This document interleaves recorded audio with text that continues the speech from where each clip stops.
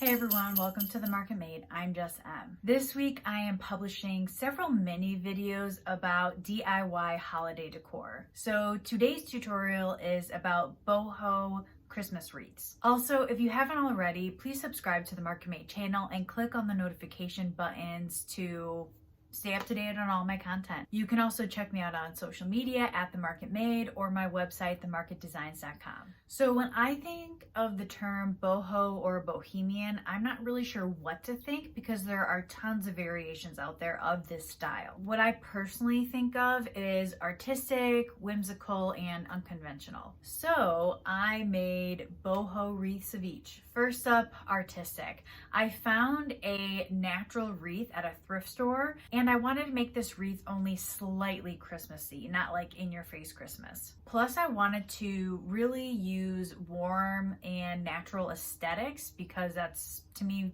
boho. I took some leftover yarn that had hints of reds and greens and I wrapped it around the wreath following its structure. Once I wrapped the yarn around twice, I took more yarn and did a knot and basically draped the yarn off the bottom. With the same loose yarn, I also did a very simple pattern I learned online. So look up what you want to do and some tutorials on how you want to make your bottom wreath more unique. Lastly, I added some faux natural accessories from Garland for another project, and you can take a look at my final product.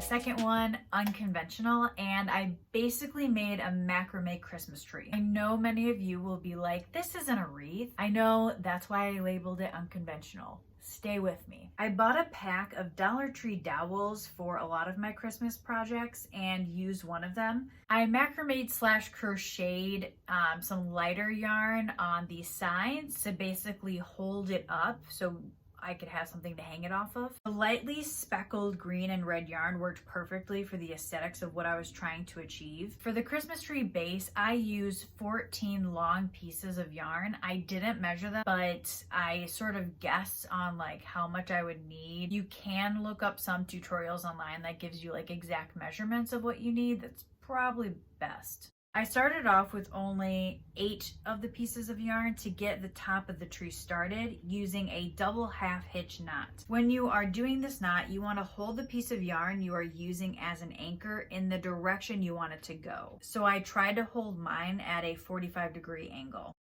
So once you zig to the end, you want to zig back to the center. And then once you start working on the middle part of the tree, you want to add 2 pieces of yarn on either side so it extends the branches.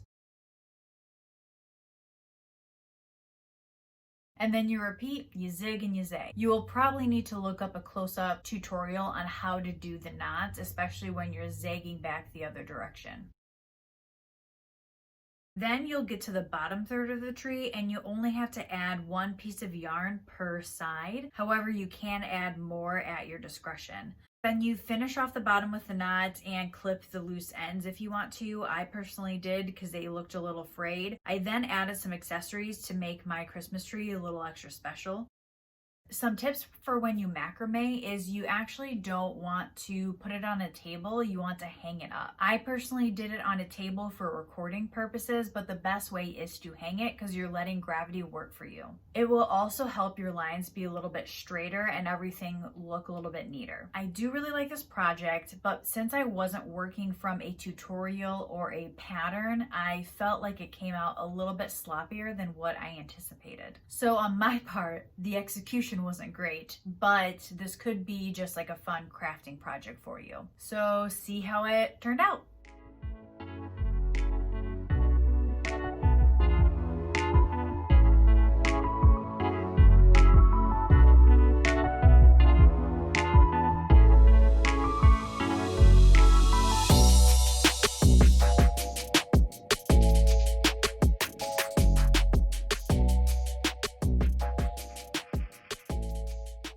And the last one, whimsical. In this tutorial, I used a scarf I never wear and a metal hoop. I took the scarf apart and used a lark's head knot on repeat to cover half of the metal loop. It was my goal to make this wreath both whimsical and more artistic to fit that true boho style.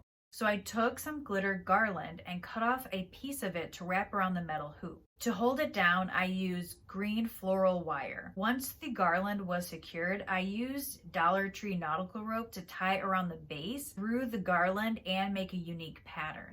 I finished it off with a bow and you can see how it turned out. I personally really like this one.